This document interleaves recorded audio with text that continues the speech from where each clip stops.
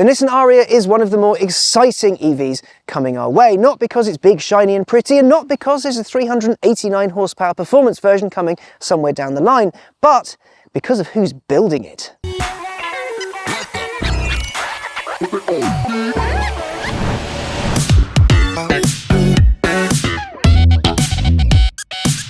See, Nissan weren't necessarily the first to market with an EV, there's a whole other story there, but its Leaf was a proper car. Not a tiny thing like a G-Wiz or a handmade British sports car like a Tesla Roadster. It was a car. Nissan figured out how to put electricity into a car without losing any, well, car, and that was impressive, even if it did look a little bit like a spade.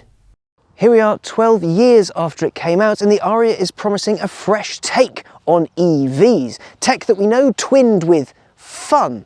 And when you think about it, other than the point and shoot into the distance insta-talk that is the EV party piece, has been missing from some. When the Ariya eventually comes out, it will be available with a number of battery sizes, ranges, things like that. So the entry-level cars like this one gets a 63 kilowatt-hour battery and front-wheel drive. With that, you get about 220, 223 miles of range. Throw a bit more money in the pot and you get an 87 kilowatt-hour battery. With that, you get 310 miles of range. It's quite respectable, really, but again, front-wheel drive. Eventually, you will be able to throw even more money at Nissan, and with that, you get your 87 kilowatt-hour battery, but 389 horsepower.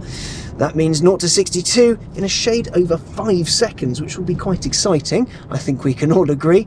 But you do get a hit on range, you get less than 250 miles to play with. Interestingly, the Ariya is available with both 19 and 20-inch wheels. If you go for the 19s, you get more range. Spec 20s, and you lose about 15-ish miles. Now, all of these figures, by the way, are pre-homologation, but that's what they've told us. That's what it is at the moment. Naturally, it comes with fast charge tech and can get 186 miles of range on a 130 kilowatt rapid charger in 30 minutes. Tech and toys aside, I'm most excited about the way it looks. It's quite handsome. Okay, it's got tall sides, but it's more. It's rather impressive. What Nissan was going for with the Ariya was that mix of its 3 core pillars. Electric cars like the Leaf, crossovers like the Qashqai, and sporting stuff like the GTR. Now, while I wouldn't go so far as to say it's got the spirit of the GTR, it nails the other two. This is, though, really fun. It's light, it's bright, it's airy, and it's entertaining to hustle. When these go out on sale properly, I think a lot of people are going to enjoy them. I'll tell you what, I can't wait to have a crack at the really powerful one with all-wheel drive. That'll be hilarious. Bring it. Bring the noise. Or not noise. Don't bring the noise. Bring the silent whooshing. And speed. Our base setup of a 63 kilowatt-hour battery with 218 horses and 221 pound-foot may not sound like a recipe for fun considering its weight, but Nissan says it's good for 0 to 62 in 7.5 seconds, which is pretty brisk. 100 mile an hour top speed though, less so. Fight with the button on the centre console thing here, and then you can put it into sport. Now, Nissan obviously wants this to be a sporty car. It wants it to be fun. And I happen to have Millbrook's famed hill route in front of me. Got an idea. Ooh! Now, sport mode makes the steering a little heavier and makes things a little bit sharper. What I want to know, though, is this actually fun?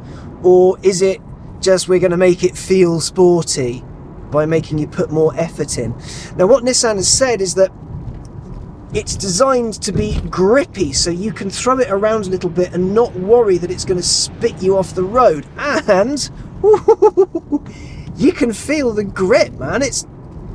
You can play with this. This is entertaining. You can really put this into corners and you feel the car lean. The suspension doesn't, put it GT3 tough. You can feel the car lean, but you can really hustle it. You can push it and it'll keep gripping and gripping and gripping and gripping and gripping. Like if we're coming up to a hairpin now, so we've got a nice straight bit like this, and you go, whee, straight bit, ugh. Car compresses down, which is excellent fun. Your face does that, and then you pitch it into a corner, and it just keeps gripping, man. Grip, grip, grip, grip, grip, grip, grip. Push it more, push it more, push it more, push it on the exit, and you're fired away. I am entertained. The steering, it feels good. It feels good. Again, it's still not GT3-esque, but the extra weight does add something to the experience. You can hustle this without feeling guilty. But yeah, with all the grip, you can play with it. You can really enjoy it. It's not mobile. I think you have to be something of a spanner to get one of these out of shape. I mean, don't get me wrong, never underestimate the power of human stupidity, but this is fun. It's a fun little car. Not little, it's a fun, massive car. This is fun. It's a fun, big car. It's a family SUV crossover thing that doesn't make you feel like you've given up. Thing is, it's a smart package. When it comes to space, there's loads for passengers and 466 litres of luggage space in the two-wheel drive and 408 in the E-Force all-wheel drive version. There's a plethora of driver assistance tech on board to keep you safe and do some of the hard work for you. Oh, and to up its eco-cred, the majority of interior trims are in synthetic leather. A 63 kilowatt-hour battery front driver like the one I was playing in kicks off at about £42,000. Not small change, but not so much a worry about remortgaging your house. I like that. I like that a lot. Roll around we go. I need to go in now because if I keep going, I will probably have an accident because I'm being a child. This is an averagely powered family crossover, and I'm having fun. It's making me do a giggle. Fantastic. And you know what? I love the look of it. It's a very pretty car. It's a very, very pretty car. Practical, quick, fun, stupid switches, weird instrument binnacle. And this prototype one, there's something's rattling in here somewhere, but yes, Ariya, good. Ariya may live. Hello Internet, you've caught me at home thinking about the Nissan Ariya. If you like that, why not check out a video on the Kia EV6 or even the Rimac Nevera. That's electric and very fun. Don't forget to like, comment and subscribe, and I'll see you soon.